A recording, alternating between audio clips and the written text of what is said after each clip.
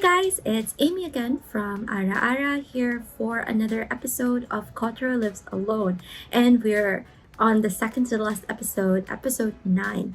And I'm actually nervous about this episode because, as I've mentioned a couple of times before and on our podcasts as well, which you should check out, I'm someone who watches a lot of TV shows, and usually when it comes to like a 10 episode sort of series, episode 9 is always the most intense one.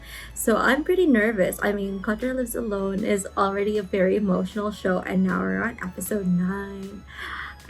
And if you've enjoyed our content so far, please don't forget to like and subscribe to our channel and all of our other social media platforms. So yeah, that's about it. Let's get started with episode 9. I work at Oba Dentistry, where a child's appointment is double the time of an adult exam. This is ridiculous. We keep losing patients like this. Look, doctor, would it be possible to make the children's exams a little shorter? No, What do you do with all that extra time? we talk, we chat. Okay. How is school? Are you learning a lot? Are you taking This all your sounds vitamins? more like an interrogation And than you're a eating friendly well. chat.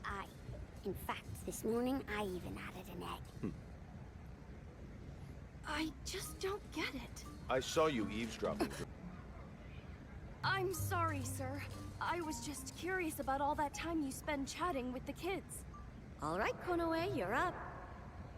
Damn, almost every tooth has a cavity in it. She must be in constant pain. Are her parents not paying attention to her at all?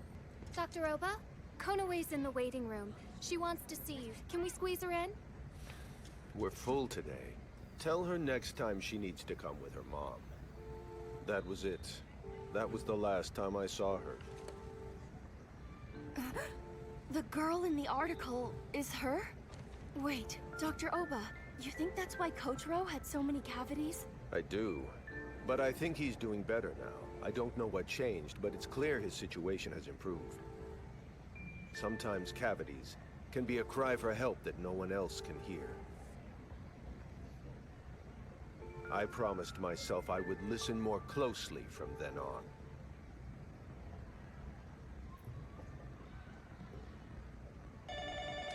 At Dr. Oba's office, all children's exams are a minimum of 1 hour.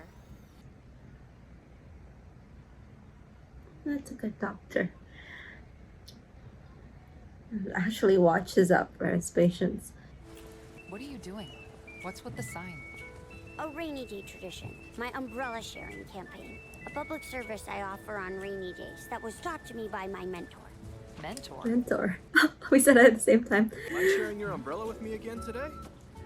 Dibs on the next walk. Me too, please. Wow, these people are even willing to wait this for the umbrella Wow, service. he's got a lot of customers. Kotaro, your shoulder's getting rained on. I wear this rain with pride. It is the mark of a professional umbrella sharer. How noble. Excuse me, sir boyfriend. Do you not see that this lady's shoulder is wet due to your negligent umbrella sharing? Ooh. Shall I walk you the rest of the way? I swear, dear Smooth lady, to protect child. you from the rain. What? Boy, What? he's a real charmer. See this? This is my oath to keep you dry. What's so important about sharing your umbrella? And what's the deal with the wet shoulder? You see, when I was but a young child, my mentor would share his umbrella. When he says mentor, does he mean... Oh, we're gonna see that. Daddy! You're wet! Oh, Daddy's fine. How about I teach you a secret about umbrella sharing? The trick is to keep the person next to you dry. A wet shoulder proves how much they mean to you. You're a pro! Umbrella pro!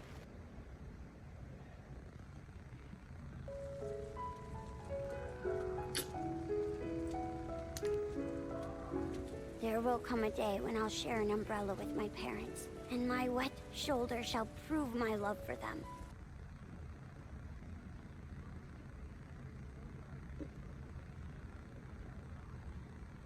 Oh show do this? Do you mind if I carry it? Lady Take, on our next walk, I shall hold the umbrella for you. I look forward to that. Sup? Long time no see, kid. Who is this? Let's hurry on home. This guy is freaking me out. 3, 2, 1. What? Do you know him? Sir Tosco is my dear friend from the group. All grown up and working as a host. Come, sir. I will show you my room, and we'll catch up. Oh yeah, party time! Those Aw. two seem pretty close, actually. Yo, I was hanging out with Ryota the other day. He said you two got together, and I was like, that's not fair. I want to see him too. And here I am. Oh, the people in his orphanage are pretty sweet. They're pretty close, and that's nice. That they really treated each other as family. So, from what I'm hearing, got a pretty sweet deal, kid. Getting a stipend every week. Could I ask you a favor? No. Lately, I've noticed he's been asking for a higher amount than before. Ah, knew it. Ugh. After just saying that they treat each other like family. I thought you might be able to shed some light on it. Hey, would you mind if I ask you something? What up, old man? He's like in his 30s. I feel so bad that I used to think 30s was an old age. I'm so sorry. The kid and I are planning on moving out and getting a place together. I thought his plan was to live on his own so he could get strong. Kotaro and I lived in the same group home together. That makes me and him like family, and at the end of the day, family tops neighbor. Kotaro's moving? He probably needs the extra money to cover all of the moving expenses. Why wouldn't he just tell me that he's moving? And why does the amount keep on increasing every week? I think I better run a background check on this Tosku. Are you saving your money so you can move in with that guy? Aye, 'tis true. Oh. Well, okay.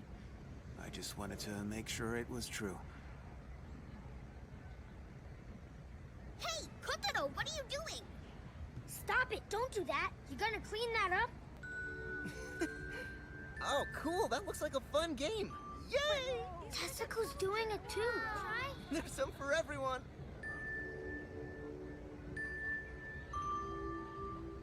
I think Kotaro might be more popular than me. You're the one to thank for that. I think it made a big difference having someone who accepted him so quickly. Someone who didn't look down on him or think he was weird.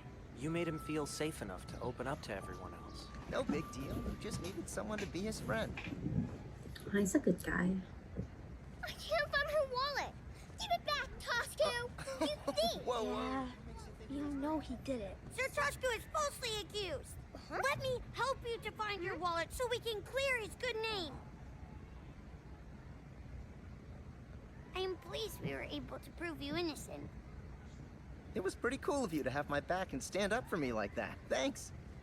I got caught shoplifting a while back. Bad reputation stick. You are more than your past. Regardless of all of that, I believe in you. You are way too trusting of people, Kotaro. I found out that Tosku has a considerable amount of debt. Then out of the blue, he just starts paying them back. If there is something you wish to say, please do speak plainly. Yeah, you see... We have some concerns about the situation. I have the utmost faith in Sir Tosku. Everything will be fine.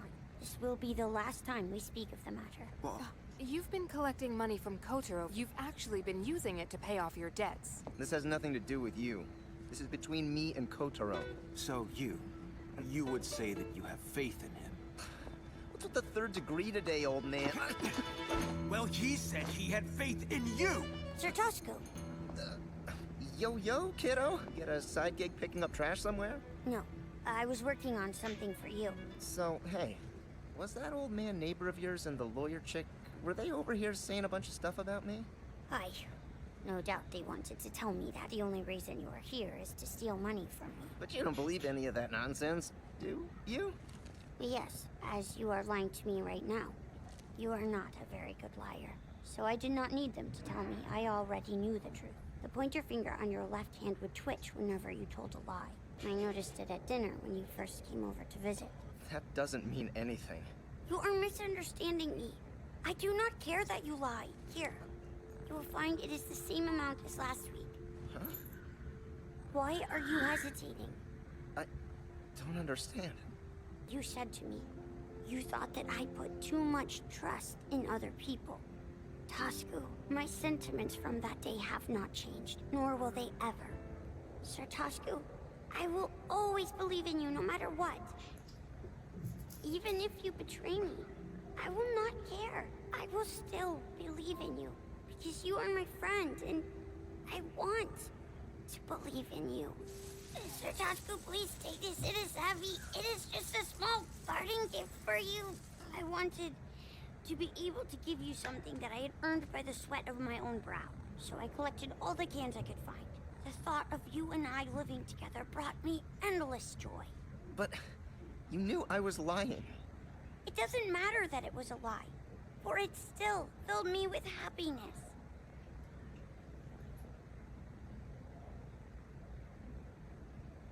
After I left the group home, I tried to live like you, Kotaro. I tried putting my trust in people, but I trusted the wrong people every time. And now, I'm just like them. Kotaro, I'm sorry. I'm really sorry. Tasku quit his job hosting and got himself a better gig. And what's more, he's been paying Kotaro back every week. So why is he still collecting cans? You still planning on living with Tasku? Aye.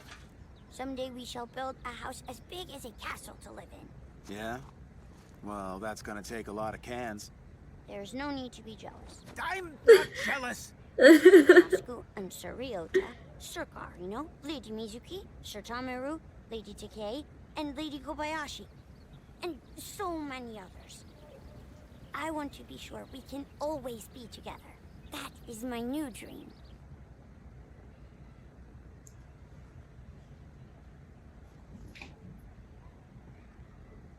And of course, my mom and dad would be with us too. Yeah, well, maybe you should have thought of that before you punched me in the face. You're lucky it was just one punch after you betrayed Kotaro. I betrayed you too, and you still helped me get this job anyway. This way I can keep an eye on you is all. But if you do betray me again, we'll just keep reminding you that we believe in you.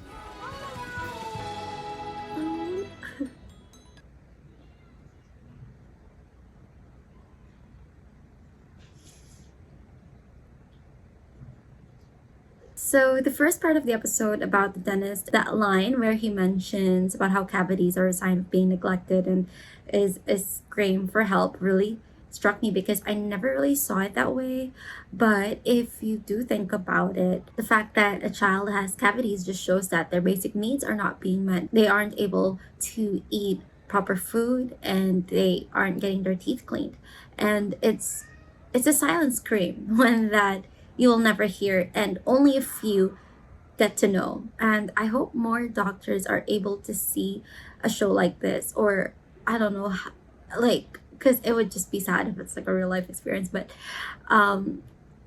or that there are reminders in their work that make them realize that they are there to save lives. I mean, I completely understand most of us work. And obviously when it comes to work, no matter how crucial your job may be, at some point it just becomes a job. You know, you come in, you get out, you just fulfill your role and that's it, because that's what you have to do. You need to survive, and yeah, done. But this is a great reminder that even if you've gotten numb toward your job, there are still signs of people around you that are struggling, and you should watch out for these telltale signs, because that just might be the reason why someone's life gets saved. And the next part of the episode does this trademark of the show, where it takes something that hardly means anything and make it a whole heck lot of a meaning towards something. And this part of the episode is very interesting because it shed a little more light to Kotaro's past, where his father was not an abuser as yet. It was still at a time where he was loved and his father was sweet. And yeah, I mean, it turns out that his father wasn't always that way and was still able to make little sacrifices for him. It sort of is what was alluded to with what Tomura said in the last episode, that even if Kotaro's father isn't a good man now, there had to be a part of him that loved Kotaro at some point, which was a contrast to the mom because, I mean, for the most part, I think we just see the mom being the more neglectful one. Like in a lot of Kotaro's memories, it's just her not paying attention to him. It's her wearing the gloves, and then it's her just like walking in the rain and not really caring. But yeah, Kotaro doesn't care about that. He just wants the day to come back where he can walk in the rain with his parents. It was really a good moment for him to bond with Taki because despite her discomfort, they were able to share a really sweet moment where she toughens up, she braves her discomfort just to return the kind gesture towards Kotaro, just because it would mean the world to him. And then we get Tasku in majority of this episode. Up till the end credits is the first time that the end credits had extra scenes.